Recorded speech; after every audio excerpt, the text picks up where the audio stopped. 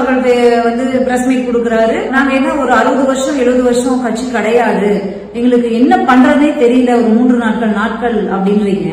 அப்ப இப்படியான ஒரு சூழல்ல ஒரு இன்சிடென்ட் நடக்குது, இதையே ஃபேஸ் பண்ண தெரியல. நாங்க ஒன்னும் 60 வருஷம் 70 வருஷம் எக்ஸ்பீரியன்ஸ் கட்சி கிடையாதுன்னு சொல்றீங்களே, அப்ப சிஎம் ஆகி ஒவ்வொரு விஷயத்துக்கும் இப்படிதான் சொல்லுவீங்களா? இப்ப நீங்க சிஎம் ஆகி நீங்க பிராக்டிஸ் பண்ணிக்கிறதுக்கு, நீங்க எக்ஸ்பீரியன்ஸ் பண்றதுக்கு, நீங்க கத்துக்கிறதுக்கு நாங்க வந்து அடிமட்டால உட்கார்ந்துகிட்டு இருக்கணுமா? இங்க உங்களை நம்பி வர்றவங்களுக்கு முதல்ல நீங்க பொறுப்பு, அதுக்கப்புறம் தான் வந்து உளவுத்துறை காவல்துறை எல்லாம். இதைத்தான் நம்ம ஆரம்பத்துல இருந்து பேசிட்டு இருக்கோம். இவங்களுக்கெல்லாம் முன்னோடியா தாவேகாவுக்கு பொறுப்பு இருக்கு. நாங்க இந்த நிகழ்ச்சிகள் முன்னாடி நீங்க நடத்தினீங்கல்ல, அப்ப அந்த நிகழ்ச்சிகளே இவ்வளவு கூட்டம் வருது நீங்க பாத்தீங்கல்ல, அப்ப மக்கள் மேல உங்களுக்கு அக்கறை இல்லையா? சரி, ஓகே, திமுக அரசுக்கு அக்கறை இல்ல, உளவுத்துறைக்கு அக்கறை இல்ல, காவல்துறைக்கு அக்கறை இல்ல, விஜய்க்கு அக்கறை இல்லையா?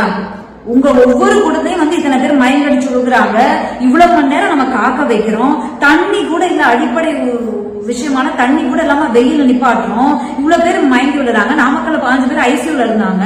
அப்ப உங்களுக்கு வந்து விஜய் அவர்களுக்கு பொறுப்பு இல்லையா? அந்த உயிர்கள் மேல விஜய் அவர்களுக்கு அக்கறை இல்ல, காவல்துறைக்கும் உளவுத்துறைக்கு மட்டும்தான் அக்கறை இருக்கணும், விஜய் அவர்களுக்கு அக்கறையே இல்லை, எங்களுக்கு எந்தவித கவலையும் இல்லைன்னா அப்புறம் எதுக்கு நீங்க பொது வாழ்க்கைக்கு வரீங்க, எதுக்கு அரசுக்கு வரீங்க?